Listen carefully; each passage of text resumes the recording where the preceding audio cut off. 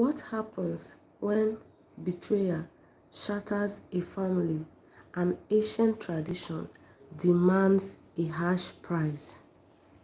Hello, my wonderful viewer.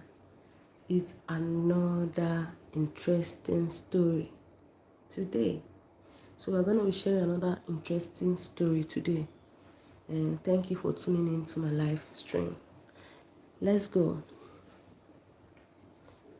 In the heart of Enugu, in a village deeply rooted in Igbo culture, lived a man named Ifeanyi. He was a well-respected man known for his humility, wisdom, and deep sense of culture. Ifeanyi had been married to Nneka, a beautiful and intelligent woman, for 7 years. Their marriage, though not without its challenges, was one that many admired. To the outside world, they seemed like the perfect couple, the epitome of happiness and love. But behind the closed doors of their modest home, things were different. Ifeanyi had noticed a growing distance between him and Nneka. She had become increasingly cold, detached, and often lost in thought. When he asked if something was bothering her, she brushed him off with excuses, claiming to be tired or overwhelmed by her responsibilities. Ifeanyi, though concerned, trusted his wife deeply and never suspected that there could be anything more to her behavior. Nneka, on the other hand, had been battling with her own demons for a long time. She felt unfulfilled in her marriage, despite Ifeanyi's efforts to provide for her and their 2 children. She couldn't shake the feelings that something was missing. She craved excitement, adventures, and a kind of love that Ifeanyi will, with his traditional and sometimes conservative approach, couldn't give her. As the months passed, Nneka found herself drawn to another man, Emeka, a successful businessman in the city. Emeka was everything Ifeanyi was not. He was charming, worthy, and worldly, with a flair for the extravagant. He took Nneka on trips to places she had never seen, showered her with expensive gifts, and made her feel alive in ways she hadn't felt in years. It wasn't long before their flirtation turned into something much deeper, a full-blown affair. Nneka struggled with the guilt at first. She knew what she was doing was wrong, but the thrill and allure of her secret life with Emeka clouded her judgment. Every time she returned home to Ifeanyi and their children, she felt like a stranger in her own home. The affection she once had for her husband had withered, replaced by a sense of resentment for the life she had chosen. The more time she spent with Emeka, the more she pulled away from Ifeanyi. One night, Nneka and Emeka were seen together at a luxurious hotel in the city by one of Ifeanyi's close friends, Obi. Shocked and conflicted, Obi debated whether to tell Ifeanyi what he had witnessed. He knew the kind of man Ifeanyi was, proud, deeply rooted in tradition, and loyal to a fault. This news would shatter him, but Obi also knew that Ifeanyi deserved to know the truth about his wife's betrayal. After days of contemplation, Obi decided to confront Ifeanyi. It was a difficult conversation, and Ifeanyi's reaction was exactly as Obi had feared: devastation. Ifeanyi sat in silence, his eyes fixed on the ground, as Obi relayed the details of Nneka's affair. His world had come crashing down, and for the first time in his life, Ifeanyi didn't know what to do. In Igbo tradition, adultery was not only a personal betrayal but also an offense against the family and the community. Ifeanyi's pride was wounded, but more than that, he knew that such a betrayal could not go unpunished. He decided to confront Nneka, hoping that somehow she would deny the affair, that Obi had been mistaken. But when he looked into her eyes, he saw the truth. She didn't deny it. Ifeanyi, Nneka began, her voice trembling. I am sorry. I didn't mean for it to happen like this. Ifeanyi's anger bubbled to the surface. You didn't mean for what to happen.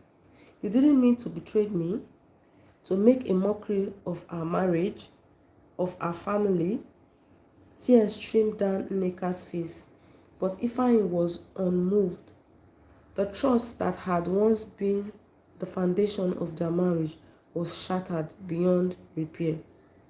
He knew what had to be done, though the thought of it tore at his heart.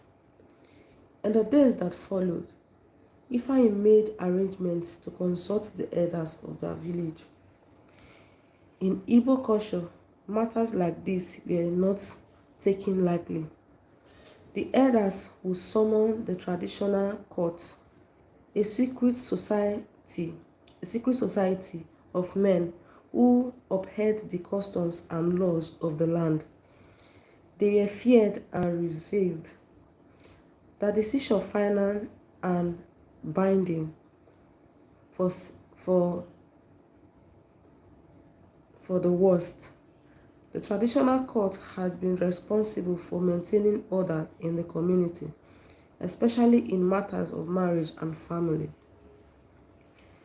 The days of the hearing arrived, and the entire village gathered to witness what would become a pivotal in Ifeanyi and Nneka's life. The elders sat in a semicircle, dressed in their traditional attire, their faces solemn and their eyes watchful. The air was thick with tension as Ifeanyi and Nneka stood before them, awaiting their judgment. The head of the court, known as the Ozo, spoke first. His voice was deep and commanding, filled with the weight of generations of tradition. Adultery is a grievous offense, one that brings shame not only to the individuals involved, but to the entire community. Nneka, you have broken the sacred bond of marriage, and for that, you must face the consequences.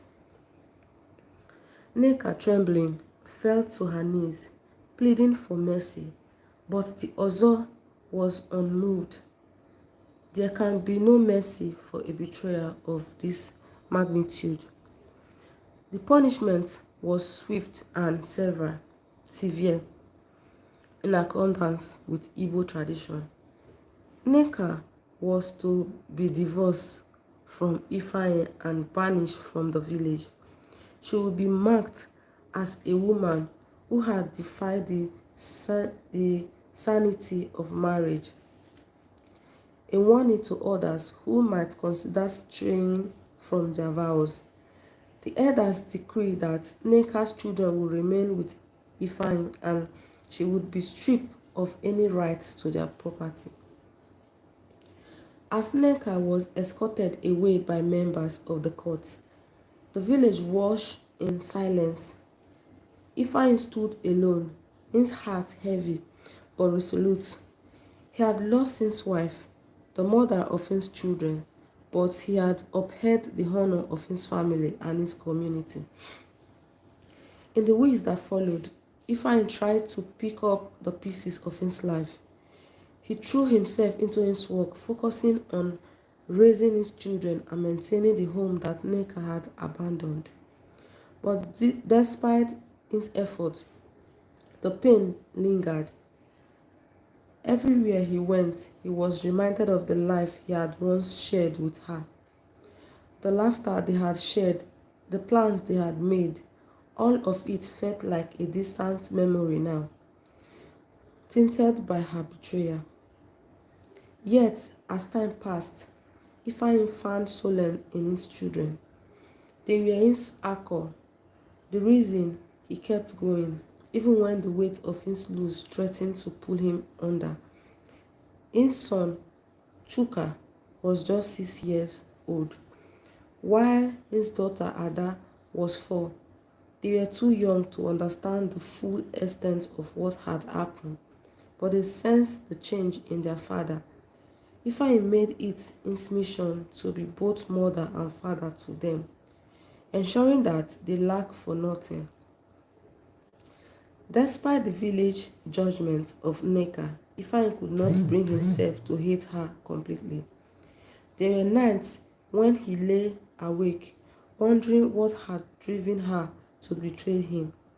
Was it something he had done, or had their love simply not been enough? These thoughts tormented him, but he kept them to himself, knowing that he could never show weakness in a society that expected men to be strong, no matter the circumstances. Meanwhile, Nneka's life had taken a drastic turn. Emeka, the man she had risked everything for, had abandoned her shortly after the affair became public. He wanted nothing to do with the scandal and fled, leaving Nneka to bear the brunt of the community's wrath alone. She had lost everything: her family, her children, her home, and now she was left to wander, ostracized and forgotten. Her once beautiful face was now marked with the sorrow of her choices. The village women whispered about her fate, using her as a cautionary tale for their daughters. Nneka was no longer the vibrant woman she had once been. The affair, which had once seemed so exciting and liberating, had become her downfall. Months passed, and Ifeanyi slowly began to heal. He had accepted his new reality and even began to open himself up to the idea of love again. But the scars of his past run down, and he knew that it could take time for him to trust another woman fully. One day, as Ifeanyi walked through the village market, he encountered an old friend from his youth, Amara. She had returned to the village after years of living in Lagos, where she had built a successful business. They spoke for hours about old times and sharing their experiences. There was something confronting about Amara's presence: her warmth, her understanding, her strength. Over the next few weeks, Ifeanyi and Amara spent more time together. Their friendship grew stronger, rekindling a bond that had been dormant for years.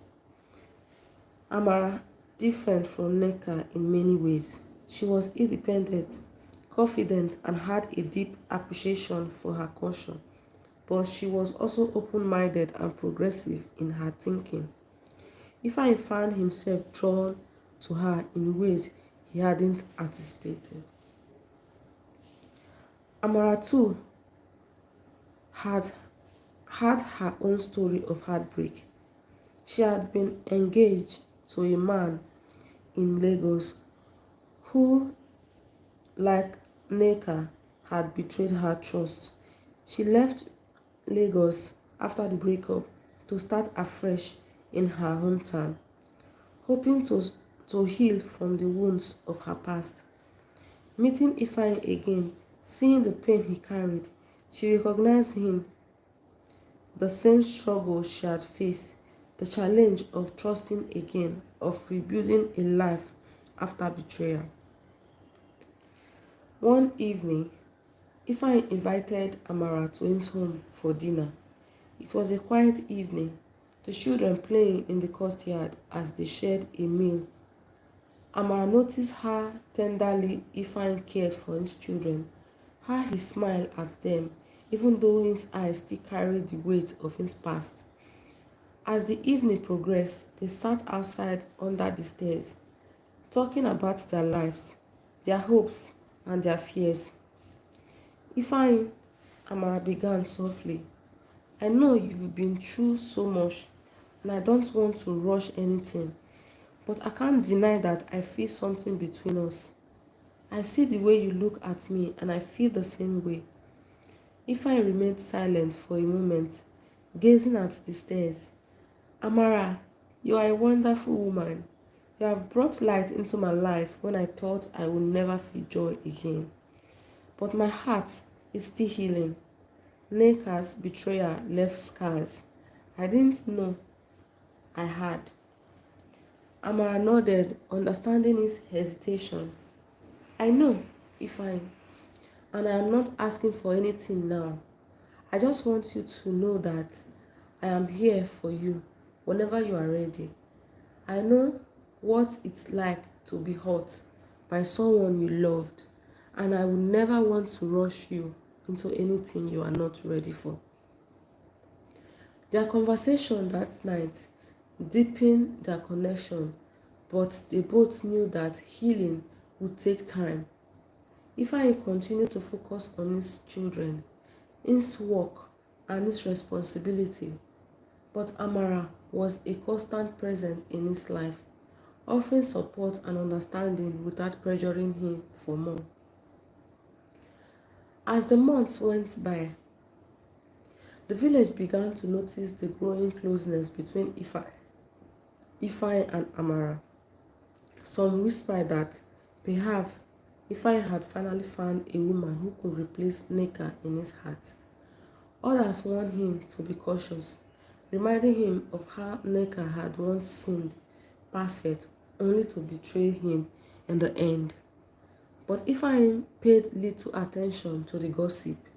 He knew that his relationship with Amara was different, built on a foundation of mutual respect and shared experience. One day, Ifeanyi decided it was time to visit his parents. They had been supportive throughout his ordeal with Nneka, but had remained somewhat distant, allowing him to handle things in his own way. Now that some time had passed, Ifeanyi wanted to seek their counsel on how to move forward with his life, especially with Amara becoming an increasingly important part of it. When he arrived at his parents' home, his mother greeted him warmly. Ifeanyi, my son, it's good to see you. How are the children? They are doing well, Mama, Ifeanyi replied, smiling. Chuka and Ada are growing fast. His father, a stern but wise man, joined them in the sitting room. Sit down, Ifeanyi. We have been meaning to talk to you. Ifeanyi felt a knock of anxiety in his stomach as he sat down. He respected his parents deeply and knew that their opinion would weigh heavily on his decisions. His father cleared his throat. We have heard that you have been spending time with Amara. She is a good woman from a good family, but Ifeanyi, before you make any decisions, we want to remind you of the importance of tradition. Ifeanyi nodded. I know, Papa. That's why I came to talk to you. I've been through so much and I don't want to rush into anything. But Amara, she has been a blessing to me, and I think she could be a part of my future. His mother placed a hand on his shoulder. We want you to be happy, Ifeanyi. You have suffered enough, and we know you deserve someone who will honor and love you. But be careful. Love can be a dangerous thing if not handled with wisdom. Ifeanyi's father added, remember marriage is our culture. In our culture, is not just about love. It's about family, tradition, and respect. If you believe that Amara can fulfill those roles, then we support you. But make sure you have healed from the wounds of the past before you move forward. Ifeanyi left his parents' home feeling both reassured and relieved. Their words carried weight, and he knew that he couldn't rush into a new relationship without first resolving his lingering feelings about Nneka and the life they had shared. One evening, while sitting alone in his room, Ifeanyi found himself thinking about Nneka again. It had been over a year since their divorce, and though the pain had lingered, it hadn't entirely disappeared. He wondered where she was now. What had become of her? Part of him wanted to reach out to seek closure, but another part of him knew that reopening old wounds could be dangerous. But fate, as it often does, had its own plans. One day, while walking through the village, Ifeanyi saw a figure standing by the roadside. It was Nneka. She looked different, tinier, and her clothes worn. Her once vibrant eyes now filled with sorrow. She had returned to the village, though in what capacity? Ifeanyi didn't know for a moment. Their eyes met, and the words seemed to stop. Nneka approached him cautiously. Ifeanyi, can we talk? Ifeanyi hesitated, unsure of what to say. But something in her voice, in her appearance, made him nod in agreement. They walked to a quiet spot under a tree, away from praying eyes, and sat down. I never thought I would see you again, Nneka began, her voice barely above a whisper. I know I don't deserve your forgiveness, but I need you to know that I am sorry. I've lost everything because of my choices, and I live with that regret every day. Ifeanyi remained silent, his emotions swelling. Part of him wanted to lash out, to remind her of the pain she had caused, but another part of him saw the broken woman before him and felt nothing but pity. Hello, my viewers. Are you enjoying the story so far? Let's go. I was wrong, Nneka continued, tears streaming down her face. I let my desire cloud my judgment, and I betrayed you in the worst way possible. I don't expect anything from you, but I needed to tell you that I am truly sorry. If I look at her, his heart heavy. Nneka, what you did broke me. It broke our family, but I can't live my life hating you forever. I've moved on and I've started to heal. I hope you can find peace wherever you go. Nneka nodded, wiping her tears. Thank you, Ifeanyi. That means more to me than you have ever known. With that, they parted ways. Ifeanyi watched as Nneka walked away, her figure disappearing into the distance. He knew that this was the closure he had been seeking, even if he hadn't realized it. As Ifeanyi returned home, he felt a sense of calm wash over him. He had faced the ghost of his past and emerged stronger. Now he could look to the future with hope. Over the next few weeks, Ifeanyi and Amara grew even closer. They began to talk about the possibility of marriage. Though Ifeanyi remained cautious, he wanted to ensure that their relationship was built on a solid foundation, one that could withstand the challenges that life would inevitably throw at them. One evening, while sitting together under the stairs, Ifeanyi turned to Amara and said, "I think I am ready." Amara smiled, her eyes shining with happiness. "Ready for what?" "To start a new chapter," Ifeanyi replied, "with you." Their wedding, when it finally happened, was a celebration of not just love, but resilience and healing. The entire village turned out to witness the union, and even Ifeanyi's parents, who had once cautioned him to be careful, gave their blessing wholeheartedly.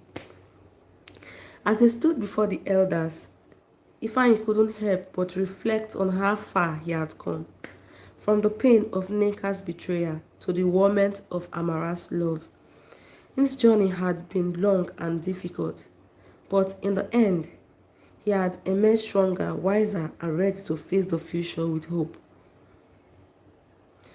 And as the village celebrated their union, Ifeanyi knew one thing for certain: no matter what challenges lay ahead, he was finally at peace. The village celebration went on late into the night. The joy surrounding Ifeanyi and Amara's union was palpable, and it seemed as though the entire village was caught up in the festivities. Elders danced alongside the young, and the air was filled with the sound of drums and laughter. Ifeanyi and Amara were seated in the center, receiving blessings and gifts from the community. As the night went on, the stars twinkled overhead, and Ifeanyi couldn't help but reflect on the long journey that had brought him here. After their wedding, Ifeanyi and Amara settled into a peaceful life together. Amara's presence brought new energy into the home, and Shuka and Ada quickly grew attached to her. She treated them with kindness as if they were their own, and soon the children began to call her Mama. Ifeanyi was relieved to see the ease with which Amara had blended into their lives. She had a nurturing spirit, always ensuring the household was in harmony, and Ifeanyi felt blessed. The once heavy burden of his past began to fade. His nightmares about Nneka's betrayal grew less frequent, and his heart finally felt light again. Amara had become the cornerstone of his life, and together they built a home that was full of love, respect, and understanding. Ifeanyi marveled at how different things felt with Amara. Unlike with Nneka, there was no tension or unspoken resentment. They were equals in every sense, supporting each other through the ups and downs of life. But life, as it often does, was not without its challenges. A few months after their marriage, rumors began to circulate in the village once again. This time, the whisper weren't about Nneka or Ifeanyi, but about the return of someone unexpected. Emeka, the man who had once been Nneka's lover and had disappeared after her disgrace, was reportedly back in town. No one knew why or what his intentions were, but his return sparked old memories and reignited the village gossip. When Ifeanyi heard the news, he was surprised but not alarmed. Emeka was nothing more than a distant memory, a shadow from a painful past. Ifeanyi had no interest in dredging up old conflicts, and he assured Emeka would stay clear of him out of rekindle their relationship. Others said he had returned to confront Ifeanyi, though no one knew what the confrontation would be about. Amara noticed the shift in Ifeanyi's mood. He became more withdrawn, spending his evenings in silence rather than the joyful conversation they usually share. One night, as they sat together after dinner, Amara gently touched his arms. What is it, Ifeanyi? I can see something is troubling you. Ifeanyi sighed, rubbing his template. It's nothing, Amara. Just old ghosts returning. Amara frowned, sensing that there was more to it. Is it about Nneka? It's not her, Ifeanyi replied. It's Emeka. He's back in the village. People are talking, saying he might be looking for Nneka or even for me. I don't know what to make of it, and I'm trying not to let it bother me. But Amara placed a reassuring hand on his shoulder. Ifeanyi, you've moved on from all of that. Whatever Emeka is here for, it has nothing to do with us. He can't hurt you anymore. Ifeanyi nodded, appreciating her words, but the weight in his chest remained. He wasn't afraid of Emeka, but he couldn't help but wonder why the man had returned now. After all this time, what did he want? Days turned into weeks, and the rumors about Emeka's presence began to fade. It seemed that whatever business had brought him back to the village, it wasn't connected to Ifeanyi or Nneka. But just when Ifeanyi thought he could finally put the matter to rest, something unexpected happened. Ha ha ha. One evening, as Ifeanyi was returning home from the field, he saw a figure standing at the edge of his property. It was Emeka. The sight of him stirred an uneasy feeling in Ifeanyi's chest. Emeka hadn't changed much. His confident posture, his expensive clothes, and the air of arrogance that always seemed to follow him were all still there. But there was something different about his eyes, something darker, more troubled. Ifeanyi approached cautiously, his heart pounding. What are you doing here, Emeka? Emeka turned slowly to face him, a faint smile on his lip. Ifeanyi, it's been a long time. Not long enough, Ifeanyi replied coldly. What do you want? Emeka's smile faded, and for a moment the mask of arrogance slipped. I am not here to cause trouble, Ifeanyi. I just needed to talk to you. Ifeanyi crossed his arms, keeping his distance. Talk about what? You have already caused enough damage in my life. Emeka nodded, looking away for a moment, as if collecting his thoughts. I know, and I'm sorry for that. What happened with Nneka, it was wrong. I knew it then, and I know it now. I came back because I needed to make things right. Ifeanyi felt a shock of anger. Make things right? You think you can fix what you did with a few words? My marriage was destroyed because of you. Emeka's expression darkened. I am not asking for your forgiveness, Ifeanyi. I know I don't deserve it, but you need to know something. Ifeanyi clenched his fist, his patient wearing thin. What could you possibly have to say that I need to hear? Ifeanyi hesitated, his voice dropping to a whisper. It's about Nneka. She's sick, Ifeanyi. Very sick. Ifeanyi felt a cold chill run through him. What are you talking about? I went to see her, Emeka continued, his voice heavy with guilt. She is not the same woman anymore.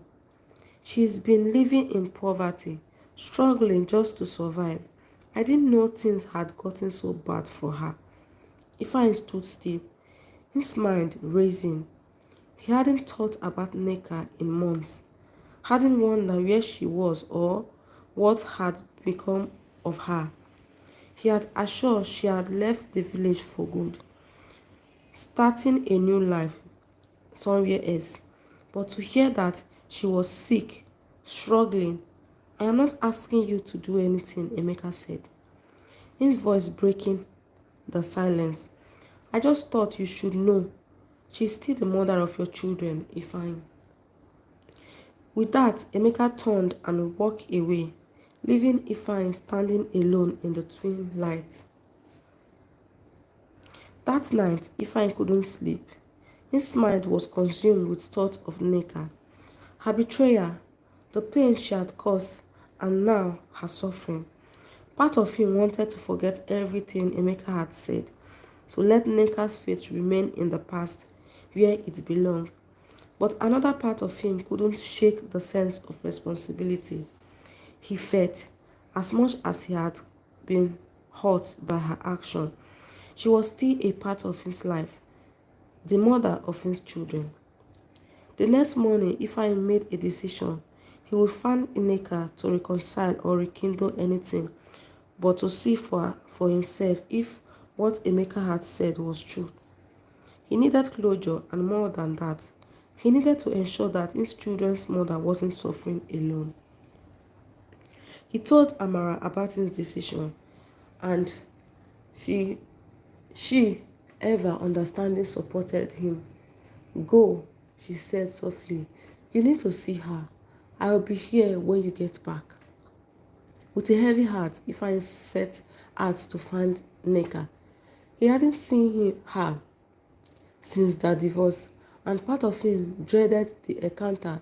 But as he walked through the village, asking around for any information about her whereabouts, he realized that he couldn't ignore the situation. He owed it to his past, to himself and to his children to face this once and for all.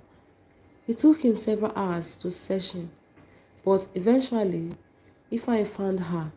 Nneka was living in a small, run-down house on the outskirts of the village.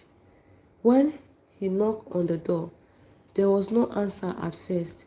He knocked again, and after a long pause, the door cracked open. Nneka stood before him, a shadow of the woman he had once known. She was gaunt, her skin pale, and her eyes hollow with exhaustion. For a moment, neither of them spoke, the weight of the past hanging heavy between them. Ifeanyi, Nneka finally whispered, her voice weak. "Nneka," Ifeanyi replied, his throat tight. I heard you were sick." Nneka lowered her eyes, her hands trembling. "Yes, it's true." Ifeanyi stepped inside, talking in the blink surrounding.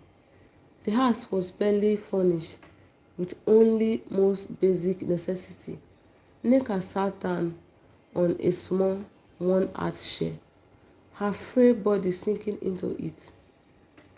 "I don't know why you came," Nneka said quietly, "but thank you. Thank you for coming." Ifeanyi struggled to find the words. "I came because I needed to see for myself. Emeka told me." Nneka closed her eyes, tears slipping down her cheeks. "I never wanted you to see me like this," she whispered. "I wanted to disappear from your life, to never be a burden again." Ifeanyi sat across from her, feeling the weight of her words. The woman before him was so different from the Nneka he had once loved and later resented. The arrogance, the pride that had once defined her was gone, replaced by fragility and sorrow. "You are not a burden," Ifeanyi finally said, his voice low but firm. "You are the mother of my children, and no matter what happened between us, I can't just walk away from that." Nneka's eyes filled with fresh tears as she looked at him, her lips trembling. "I don't deserve your kindness, Ifeanyi. I betrayed you. I ruined our family. How can you still care?" Ifeanyi sighed deeply, running a hand through his hair. "It's not about deserving, Nneka. What's done is done. You made your choice, and I made mine. But we share something that can't be erased. Our children. I came here to make sure you are okay, not because I've forgotten the past, but because I've accepted it." Nneka's tears flow freely now, her frail body shaking with quiet sobs. I am so sorry, Ifeanyi. I was a fool. I thought, I thought I could find happiness in someone else, but all I found was misery. For a long time, they sat in silence. The past between them was filled with pain, but now in the small, run-down house, the bitterness seemed to melt away, replaced by a quiet understanding. Ifeanyi wasn't here to forgive Nneka for everything she had done. He couldn't, but he was here to face the reality of what they had both endured and what had become of their life. I am dying, Ifeanyi, Nneka said softly, after some time, breaking the silence. Ifeanyi's heart clenched. He had suspected as much from her appearance, but hearing the words spoken out loud hit him harder than he expected. What do you mean? I have a disease, Nneka explained, her voice barely above a whisper. I don't have much time left. I have been fighting it for a while, but there's nothing the doctors can do anymore. I am too far gone. Ifeanyi sat back, stunned by the revelation. He had come here expecting to confront the remnants of his past, not to hear that Nneka's life was nearly its end. A mixture of emotions swirling inside him, sadness, anger, and a deep sense of loss. Does anyone else know? He asked quietly, his voice thick with emotion. Nneka shook her head. No, I didn't want anyone to know. I thought it was better this way. I didn't want to bother anyone with my problems. If I frowned, feeling a pang of guilt. No matter how their relationship had ended, Nneka had been important to him once, and the idea of her suffering alone didn't sit right with him. You shouldn't have gone through this alone, Nneka. We could have helped. Someone could have helped. Nneka smiled faintly, but it didn't reach her eyes. It's too late for that now. Ifeanyi, I made my choices and I have to live with the consequences. I just want to make peace with the time I have left. Ifeanyi stood up, pacing the small room. He didn't know what to do or say. The woman before him was no longer the same Nneka, who had shattered his heart, but a fragile person facing the end of her life. In that moment, he realized that all the anger and resentment he had held onto for so long didn't matter anymore. Life was too short and some wounds could never fully heal, but they would be accepted. I will help you, Nneka, he said, his voice steady. Despite the tumor he felt inside. You don't have to do this alone. Nneka looked up at him in disbelief. Why will you do that? After everything I did to you? Ifeanyi's gaze softened. Because no one deserved to die alone, and because we once shared something special. No matter how it ended, I can't turn my back on that. Tears filled Nneka's eyes again, and this time, she didn't try to hide them. Thank you, Ifeanyi. I don't know what to say. You don't have to say anything, Ifeanyi replied gently. I will help you however I can. Over the next few weeks, Ifeanyi visited Nneka regularly, bringing food and medicine, ensuring she was comfortable. Amara, ever the understanding partner, stood by his side, never once questioning his decision to help his former wife. She knew that this wasn't about rekindling old feelings, but about doing the right thing. Ifeanyi's loyalty to his past only made her love him more. Nneka's condition worsened with each passing day. Her strength faded, and she spent most of her time in bed, too weak to do much of anything. Ifeanyi arranged for a nurse to come and care for her. ensuring that she was never alone. It was a difficult time for both of them, but in the midst of it, something unexpected happened. They began to heal. The conversation between Ifeanyi and Nneka grew deeper as they spent more time together. They talked about the past, their mistakes, and the things they had learned. Nneka admitted her regret, and Ifeanyi, though still hurt, found it, with, found it within himself to forgive her, not for her sake, but for his own peace. As Nneka's final days approached, Ifeanyi brought their children to see her. What a life. It was a tearful reunion, but one that was necessary. Shuka and Ada, thought though still young, understood that their mother was dying. They clung to her, whispering promise to always remember her, and Nneka held them tightly, her heart full of love and sorrow. One evening, as the sun set over the horizon, Nneka passed away peacefully in her sleep. Ifeanyi was by her side, holding her hand in her final moment. He watched as the last breath left her body, and a deep sense of closure washed over him. She was gone, and with her, the last remnant of the pain that had haunted him for so long. The village mourned Nneka's passing, and Ifeanyi ensured that she was given a proper burial. People were surprised by how involved he was in her final arrangements. But those who knew him best understood that it wasn't out of love for her, but out of a deep sense of duty and compassion. In the days that followed, Ifeanyi returned to his life with Amara and their children. The chapter of his life with Nneka had finally come to an end.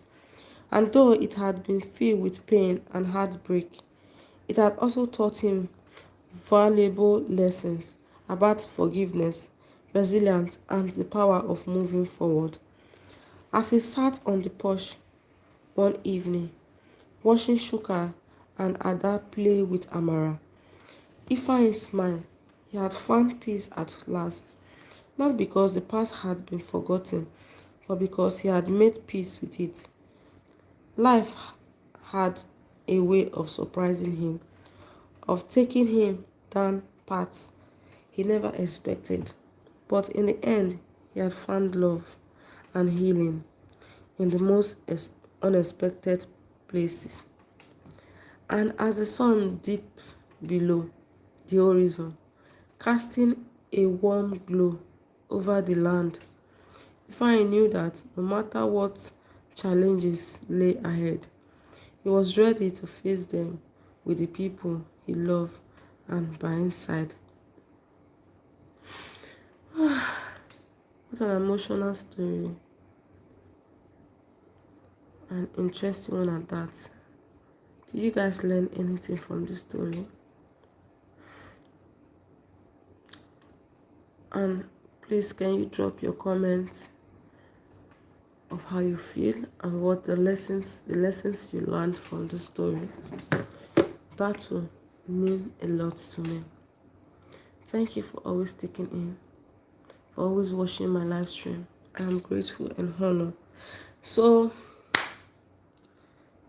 the story ends from here.